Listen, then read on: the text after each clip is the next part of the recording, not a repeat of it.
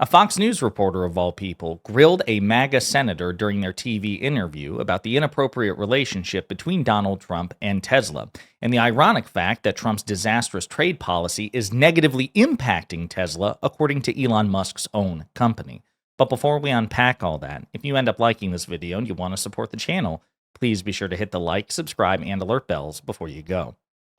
All right, friends, this is a bit of a follow-up to a video we did a few days ago about a letter that Tesla sent to the White House, further just demonstrating the indisputable fact that Trump's trade policy is disastrous. But this is the first time that I am aware of that a MAGA senator, Bernie Moreno of Ohio, has been grilled about this on TV and on Fox News of all places. So we're going to play this clip and unpack it together. Even Tesla has apparently sent a letter to the trade representative asking to examine the president's policies, saying it could harm Tesla. It reads, Tesla encourages USTR to consider the downstream impacts. Even with aggressive localization of the supply chain, certain parts and components are difficult or impossible to source in the United States. And that's Elon Musk's company. Is the president going to listen to Elon Musk? Well, I think that, first of all, President Trump listens to a lot of people, and ultimately he makes the decision. That's what's different now than 4 years ago. Joe Biden was out counting chickens in the backyard. Look, the reality is this. This is about how much time do these companies need to bring their production back to the U.S. Given the right time frame and the right rules of the road, which we're going to set for them, you're going to see that boom here. By the way, it's important for national security. We need to make more things here in America. We can't be a services only economy. President Trump understands that. That's what we're going to get to. So, again, this was a bit of a non-answer. Of course, he devotes most of his time to attacking President Biden, who's no longer in office, right? But, you know, what's interesting about this, and again, we'll play the rest of the clip in just a second, but I really want to focus on this. This was a damning letter, okay? So we obviously know about the inappropriate and corrupt relationship between Donald Trump and Shadow President Elon Musk. But here you have Musk's own company sending a letter to the White House saying, hey, listen, your trade policy sucks, and it's going to make us more vulnerable. It's going to potentially screw us. Again, Fortune reported on this. Tesla warns White House over tariffs in unsigned letter. Quote, it's a polite way to say that the bipolar tariff regime is screwing over Tesla. The company cautioned that aggressive tariffs could lead to retaliatory measures from other nations that could directly impact American manufacturers and exporters. The EV maker highlighted the potential fallout for the automotive sector, pointing to past trade actions that have triggered immediate countermeasures. Quote, it's a polite way to say that the bipolar tariff regime is screwing over Tesla, a person familiar with the sending of the letter told the Financial Times. Quote, it is unsigned because nobody at the company wants to be fired for sending it, right? So these people are taking a great risk by pointing out the obvious fact, which is that Trump's entire sweeping tariff policy is disastrous on its face, and then he's making it even more disastrous by threatening them, then not implementing them, then doing a partial cutback, then, you know, escalating them, and then cutting back again. It's a completely inconsistent approach, and it's doing the market no favors whatsoever. And it's actually screwing over, ironically, Elon Musk, Shadow President Musk, as Tesla's stock continues to plummet, which is hilarious. I want to play the rest of this clip in the interview between, again, MAGA Senator Bernie Moreno and Fox News Sunday.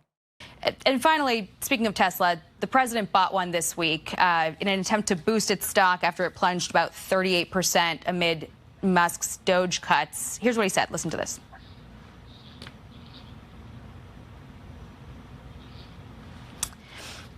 Okay, we don't have that sound there. But, sir, there was basically a display at the White House there. He surveyed some cars. It was happening as, you know, Americans' 401k accounts were facing some struggles because of this tariff war happening right now. Was that an appropriate thing for the president to do there? Was it sensitive to the moment that we're in, buying a car, using the White House as a backdrop for that? Well, first of all, he's promoting American-made products. I applaud him for doing that. He's not the first president to do that. Most presidents have done something like it in the past. Joe Biden did it in his term and excluded Tesla. I think at the end of the day, you have Democrats now being anti-EV. So maybe we get some balance now because they were only EV. Look, the reality is this. President Trump is a president that's going to reindustrialize this country, bring back our might of the Midwest, and that's why he's so popular in states like mine. I guess we'll have to find out if AOC still has So again, just a couple of things. I love the caveat there. That's why he's so popular in states like mine. I haven't checked Ohio's polling. I probably should have done that prior to the video to test Moreno's honesty, which of course we can see during the clip I just played. He's not a particularly honest broker. So a couple of things. As far as I'm aware, presidents have not done effectively an ad read or turned the White House, the people's house, into a car dealership for a specific donor. Right? That's the difference. When President Biden invited electric vehicle manufacturers to the White House, he wasn't specifically championing one over any of the others. It was a whole host of electric vehicle manufacturers. And the reason that he excluded Elon Musk was not because he had any beef with Tesla, but was because of Elon Musk's strong anti-union background as a businessman, right? So President Biden, who campaigned on supporting unions and labor, felt that he could not give that sort of credibility to Elon Musk because Elon Musk has anti-union practices at his businesses, okay? Perfectly legitimate reason. But what makes this inappropriate, it wasn't like, that Elon Musk was there with Tesla and Ford and Chevy and, any other, a whole host of other automotive manufacturers who also produce electric vehicles were in attendance too. Donald Trump singled out Tesla, which just so happened to be owned, or rather operated, the CEO is Elon Musk, his single biggest political donor. Remember, Elon Musk contributed about $300 million that we are aware of to getting Donald Trump elected in just a few months, right? He is the top donor, the big financial powerhouse behind the Trump Republican Party. That makes it uniquely corrupt, right? The corrupt incentives there. And he did it at a time specifically because he wanted to boost Tesla's stocks as Tesla's stocks were plummeting. So no, I'm sorry, there is no analog to this under Republican presidents or Democratic presidents.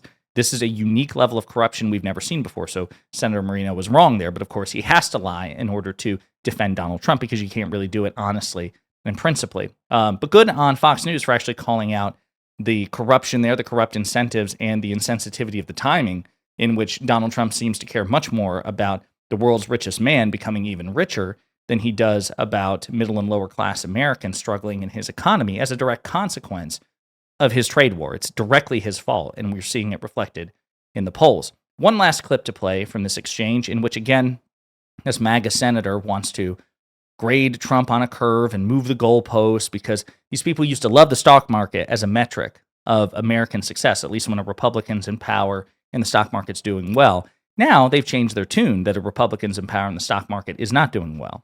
American production might not happen at all. S&P Global is forecasting a massive production halt for the auto industry, with the probability of an extended disruption at 50%. It reads, with tariffs now imposed on Canada and Mexico, we expect significant disruption in the region.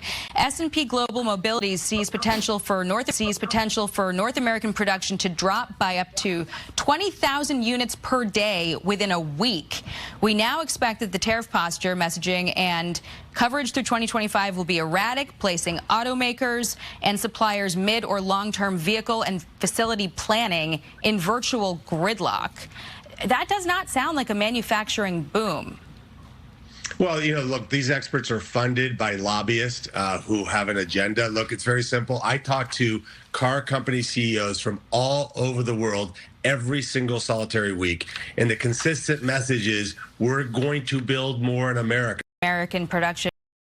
The consistent message from these automakers is that they are not happy about this tariff or these tariffs and this inconsistent trade policy. So if we're going to defer to what the automakers are saying, they have nothing good to say about Donald Trump's policy at this moment. They're scared out of their minds. But again, this idea, well, it's actually, there are people here with an agenda. You can't trust their forecasts when it's inconvenient for you.